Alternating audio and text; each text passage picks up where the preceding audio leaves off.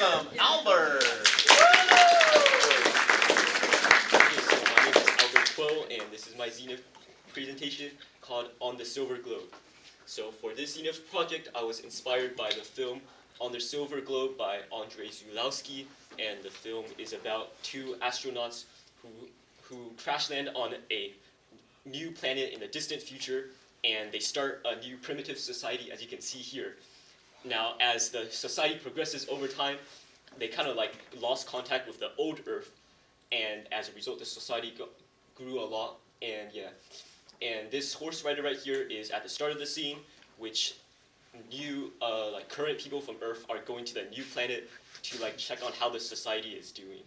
So for this project, I chose this scene because I like the horse rider's design.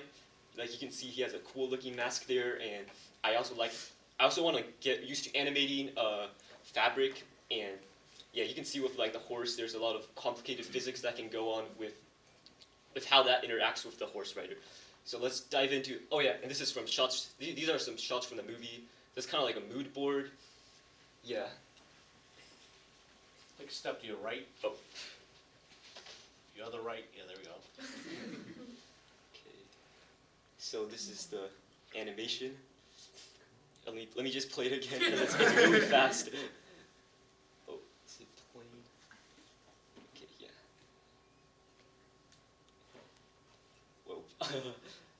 Okay. Oh yeah. And this is the slower version. I think it's at 20 frames per second.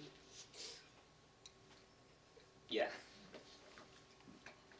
Okay, so this is the process of the animation. So initially, I converted the opening scene into frame layers in Adobe Photoshop. So I used the import video to frame layers function, and you can see here. Oh, I think it takes some time to load. Yeah.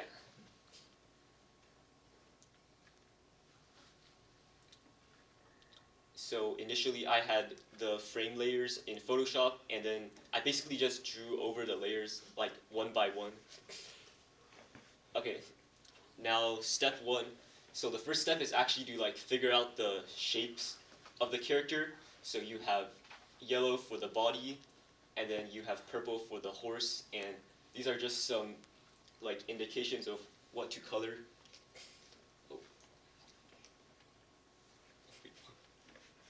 Oh yeah, and then step two, so since this is animated in 2D animation, there's no, like to pan the camera, I have to move the background individually frame by frame, which took a lot of time, but yeah. Basically for the background, I also copied it frame by frame to match it with the image. Alright, now step three. So step three was actually choosing out the colors.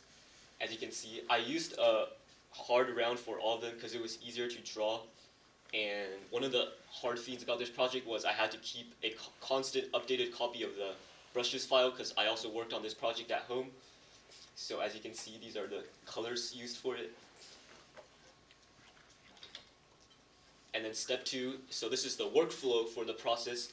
So as you can see, layered animation in Photoshop is kind of like traditional cell animation because you have all the so-called cells on the side. So in this process, I started drawing the behind layers first. So like that darker shade on the horse, I actually drew first, so I can draw the lighter shades on top of it. And I used, these are the layers I used for it. And then step three.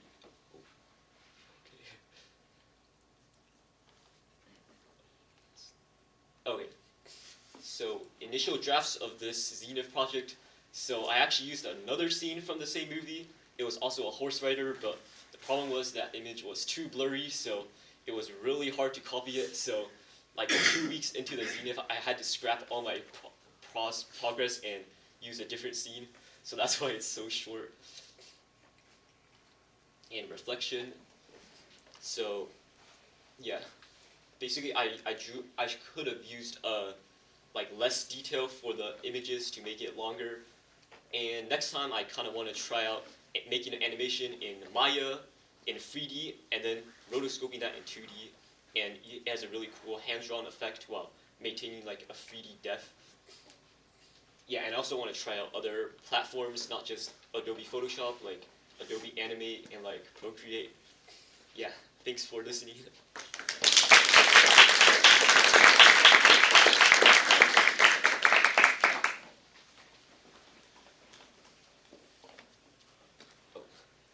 Where did you find this movie from? Oh, I found it on like an Instagram page, with like really like interesting movies that aren't watched a lot.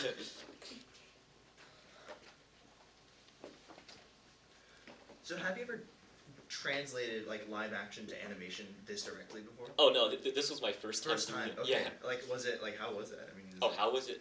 Oh, so honestly, the hardest part was like trying to get the shapes to match the images. Yeah. And it's a lot of drawing, and it's really time consuming too, because I have to make sure it matches like every frame.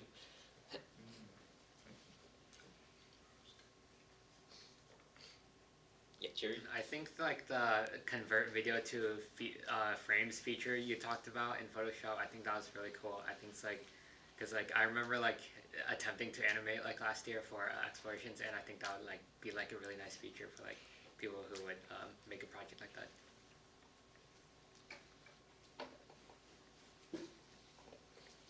So, would you do the same process for the next thing you're doing? Or are you gonna move on to animate and procreate? I kind of want to try animating in like 3D and then copying it onto like 2D. If you would do this in 3D, how would you do it? Oh, like I would use Maya, which I've used before as an animation senior. Like specifically with Maya, like what would you do? Oh, like what would I do? I kind of want to do like a spaceship scene or something. So I don't understand, how would the 3D, I guess I'm not envisioning the 3D, the 2D, usually it probably goes the other way, but 3D to 2D is interesting. Yeah, so my other idea for 3D animation to 2D is, so I would first animate it in 3D, and then I would export the video into like frame layers, and then I would like draw on top of it digitally. Whoa. Like basically like trace it. Yeah. Mason? So you would use like Maya to block it out, and Yeah. then you would kind of trace. Yeah. I see. Yeah. Okay, I see. Fascinating. Okay. Other questions? Right, give it up for Albert.